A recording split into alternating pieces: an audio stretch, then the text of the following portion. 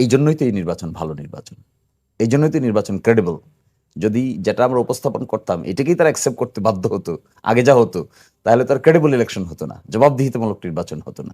এই যে চুজিং ক্যাপাসিটিটা, এই ক্যাপাসিটিটা তারা অ্যাপ্লাই করেছে। I have full respect for them. আমি তাদের এই জন্য মোটেও ক্রিটিসাইজ করি না। আমার এলাকার জনগণকে আমি মাঝে মাঝে দেখি ফেসবুকে অনেকে ব্লেম করে, এটা বলে ওইটা বলে, কেন ভোট দিল না, কি করলো না করলো।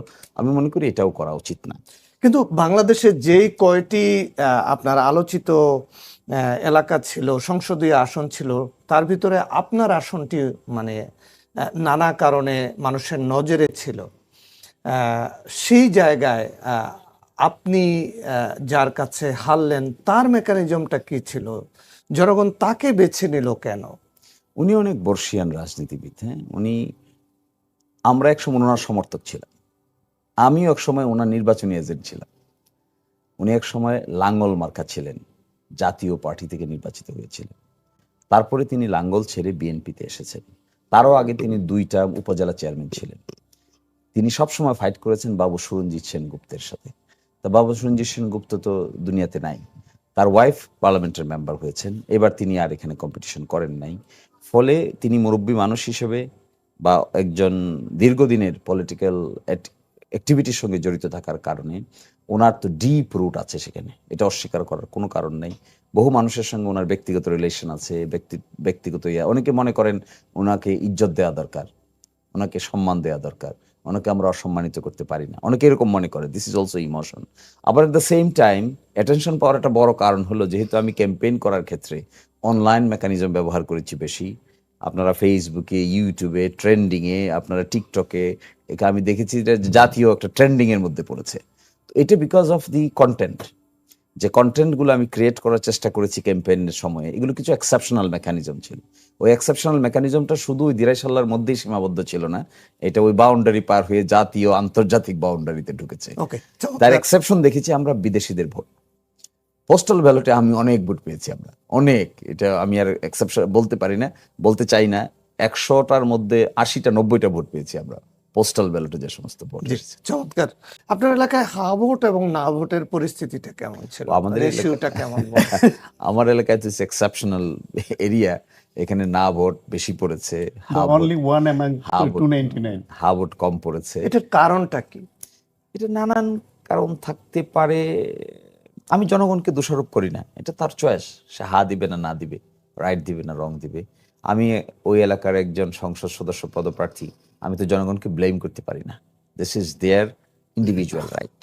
কাকে লাইক করবে, কাকে ডিসলাইক করবে, হাকে লাইক করবে, দাড়িপাল্লাকে লাইক করবে, না ধানের শীষকে লাইক করবে, I have full respect for them.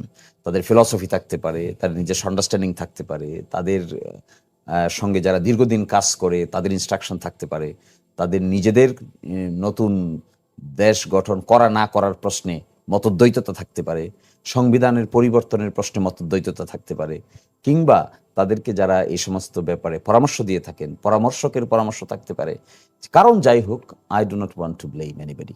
কিন্তু আপনার ওখানে তো ধানের শীষের প্রার্থী বিজয়ী হয়েছে, তাহলে কি ধানের শীষের প্রার্থী না ভোটের পক্ষে ছিল?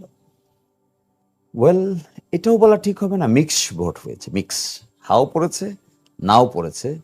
কিন্তু কিছু আমি দেখেছি, আমরা যেহেতু প্রার্থী, আমরা তো ব্যালট দেখতে পারি গণনার সময়, আমার এজেন্ট আছে, তারাও আমাকে রিপোর্ট করেছে যে এমন অনেক ঘটনা তারা দেখেছে, না এবং ধানের শীষ, না এবং ধানের শীষ। আবার এরকমও আছে, কিছু পেয়েছে না কিন্তু দাঁড়িপাল্লা, না কিন্তু দাঁড়িপাল্লা, কিন্তু ম্যাক্সিমাম হা দাঁড়িপাল্লা, হা দাঁড়িপাল্লা। তো এই যে একটা, এখন কি কাউকে আমি ব্লেম করব যে কেন তিনি এটা দিয়েছেন? দিতে পারেন, this is his right, his prerogative. তিনি আমাকে নাও দিতে পারেন, তিনি হা ভোট দিতেও পারেন, নাও দিতে পারেন, তিনি না ভোট দিতে পারেন, নাও দিতে পারেন। এই ক্ষেত্রে হয়তো যে এজেন্ডাটা আমরা উপস্থাপন করেছি, যেভাবে উপস্থাপন করেছি, তারা কনভিন্স হননি। অ্যাডভোকেট শিশির মনির, ধন্যবাদ আপনাকে। ডক্টর সাখাওয়াত হোসেন সায়ন্ত, আমরা এই নির্বাচনে দেখলাম যে না ভোটের পক্ষে পতিত এবং কার্যক্রম নিষিদ্ধ আওয়ামী লীগের প্রচারণা সবচেয়ে বেশি ছিল, এবং তারা এটাও ক্যাম্পেইন করেছিল যে নো ভোট নো ভোট। তাহলে এই যে না ভোটের পক্ষে, মানে এত মানে ভোট পড়া না ভোটের পক্ষে, আবার কোথাও কোথাও না ভোট বিজয়ী হওয়া, তারা কি একটা প্রিভিলেজ পেল, অথবা এখানে কি বিএনপির কোনো সংশ্লিষ্টতা ছিল না ভোট বেশি পড়ার পেছনে?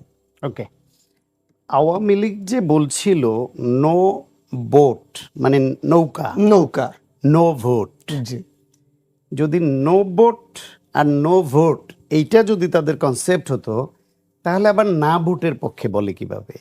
যখনই তারা না ভোটের পক্ষে বলল, তখন তারা নির্বাচনকে মেনে নিল, যে নির্বাচনে তাদের লোক যাবে, কর্মীরা যাবে, কিন্তু তারা যেন না ভোট দেয়, এটা একটা অবস্থান তাদের হতে পারে। এখন দেখেন, এই যে এই নির্বাচনে কাস্টিং ভোটের মধ্যে বিএনপি পেয়েছে 49.97% বা 50%, কাছাকাছি। 50% ভোট পেয়েছে। জামায়াত ইসলাম পেয়েছে 31.76% বা 32 যদি আমরা বলতে পারি। এনসিপি 3%, 3.05, 3%। দুইটা মিলে 35। বিএনপির সবাই যদি না ভোট দিত, তাহলে তো হ্যাঁ ভোট এত হয় না। আবার বিএনপির এবং জামাতের সবাই যদি হ্যাঁ দিত, তাহলে তো যত ভোট কাস্ট হয়েছে সবই হ্যাঁতে পড়ার কথা। আওয়ামী লীগের কিছু নেতা কর্মীরা, তারা বিশেষ করে সমর্থকরা, তারা ভোট দিতে যারা গেছে, কোনো আসনে জামাত ইসলামকে দিয়েছে, কোনো আসনে বিএনপিকে দিয়েছে, উভয় পক্ষেই দিয়েছে। তারা হয়তো ভোটটা কোনো মার্কার প্রতীকে দিয়েছে, আর তাদের দলীয় নির্দেশনা আছে নাতে দিতে পারে, নাতে দিয়েছে। এইটা বিশ্বাসযোগ্য। আমরা সমকালের একটা প্রতিবেদনে দেখলাম যে যে সমস্ত এলাকায় একসময় নৌকা অর্থাৎ আওয়ামী লীগ শক্তিশালী ছিল, সেই এলাকায় বিএনপি বিজয়ী হয়েছে। আবার যেখানে একসময় ধানের শীষ অর্থাৎ বিএনপি শক্তিশালী ছিল, সেইখানে জামাতে ইসলাম বা তাদের জোটের নেতারা নির্বাচিত হয়েছেন। এইটা এর আগের আর একটা স্ট্র্যাটেজিতে তাইলে আপনার যাইতে হবে। সংবাদ মাধ্যমে এইরকম রিপোর্ট এসেছিল যে ১.৫ বছর আগে থেকে, মানে এই অভ্যুত্থানের পরে জামায়াত ইসলাম গবেষণা করে বাংলাদেশের কোন কোন আসনে তাদের বিজয়ের কোনো সম্ভাবনাই নাই, সেগুলাকে কনসিডারেশনে নিয়ে কোন কোন আসনে তাদের বিজয়ের সম্ভাবনা আছে সেটাকে কনসিডারেশনে নিয়ে তারা ব্যাপক হারে ভোট শিফটিং করেছে। ভোট শিফটিং করে তারা টার্গেট করেছে যে ওইখানে আমাদের সম্ভাবনা নেই, ওইখান থেকে আমাদের ভোট এবং অ্যাক্টিভ কর্মীদের সরিয়ে এই এই আসনে আমাদের নিয়ে আসতে হবে এবং এগুলাকে আমরা টার্গেট করব। তারা 150 আসনকে টার্গেট করে এরকম সাজিয়েছে। ফলে জামায়াত ইসলাম একটা ধর্মভিত্তিক চেইন অফ কমান্ড সম্পন্ন একটা দল, তাদের এইরকম পলিসিটার যে নিয়েছে। বিএনপি তো সারা দেশেই তারা একইভাবে গিয়েছে, কোথাও কম বেশি কম থেকেছে, তারা ওই স্ট্র্যাটেজি নেয় নাই, কারণ তারা সারা দেশেই তাদের সংগঠন, তাদের ভোটার, তাদের সিট বেড়ে উঠুক সেই পলিসিতে গেছে। বরং বিএনপি বিভিন্ন সময় জোটে থেকে জামায়াত ইসলামকে যে সিটগুলো ছেড়ে দিয়েছিল এবং দীর্ঘমেয়াদী জামায়াতের সঙ্গে জোট ছিল, সেইখানে বিএনপির সংগঠন দুর্বল হয়েছে। সেটাও বিএনপির একটা শিক্ষা যে তাদেরকে এইভাবে কোনো আসনে কম নজর বেশি নজর এটা দিবে না। জামায়াত ইসলাম সেটা দিয়েছে বলেও তাদের এই বক্তব্য, এইরকম গবেষণার কথা সংবাদ মাধ্যমে এসছে। সেই বিবেচনায় এমন হতে পারে যে যেখানে আওয়ামী লীগ অধ্যুষিত এলাকা, সেইখানে জামায়াত তাদের সাংগঠনিক তৎপরতা না বাড়িয়ে বরং ভোট শিফটিং করে অন্য এলাকায় এনেছে। ফলে যেই এলাকা তারা টার্গেট করেছে ওইখানে তাদের ভোট বেড়েছে, কারণ কর্মী বেশি, ডোর টু ডোর গেছে বেশি। এই নির্বাচনে প্রচুর অর্থ খরচের অভিযোগ আছে, সেই অর্থ খরচের বিষয়টা হয়তো বেশি করেছে বা মানুষকে প্রভাবিত করতে পেরেছে বেশি। আরেকটা বলি, যেমন জামাতের সাবেক নায়েবে আমির ডাক্তার আবদুল্লাহ মোহাম্মদ তাহের, ওই আসন কিন্তু আওয়ামী লীগ বেশ ভালো ভোট পেত এবং তিনি প্রকাশ্য বক্তৃতায় আওয়ামী লীগের নেতাকর্মীদের উদ্দেশ্যে বলেছিলেন যে এইবার তো মুজিব ভাই নাই, এবার আমারে দেন, মুজিব ভাই আইলে আবার দেখা যাইব। এই যে মুজিব ভাই আইলে আবার দেখা যাইব, এর প্রেক্ষিতে ওইখানে উনি কিন্তু ভালো ভোট পেয়েছেন এবং ওইখানকার প্রচারণায় কিন্তু আওয়ামী লীগ তাহের সাহেবের পক্ষে ছিলেন। ফলে সারা দেশেই এরিয়া ভিত্তিক আওয়ামী লীগের সমর্থকরা কোথাও বিএনপির পক্ষে অবস্থান নিয়েছে, কোথাও জামাতের পক্ষে অবস্থান নিয়েছে। তবে বিএনপির পক্ষে বেশি নিয়েছে এটা আমি বিশ্বাস করি, এবং নির্বাচনের আগেও আমি বলেছি যে আওয়ামী লীগের ভোট বিএনপির পক্ষে বেশি যাবে, কারণ জামায়াত ইসলামের সঙ্গে ৭১ প্রশ্নে তারা রাজনৈতিক কৌশলের কারণে কখনো ঐক্য করলেও ফান্ডামেন্টাল জায়গা ৭১ প্রশ্নে আওয়ামী লীগের সঙ্গে জামায়াত ইসলামের বিরোধটা একটু বেশি অন্য দলের তুলনায়। সেই বিবেচনায় আওয়ামী লীগের ওই স্পর্শকাতর নেতাকর্মীরা তারা দাঁড়িপাল্লায় সিল মারবে, এটা তাদের জন্য খুব সহজ নয়। ওকে, ধন্যবাদ।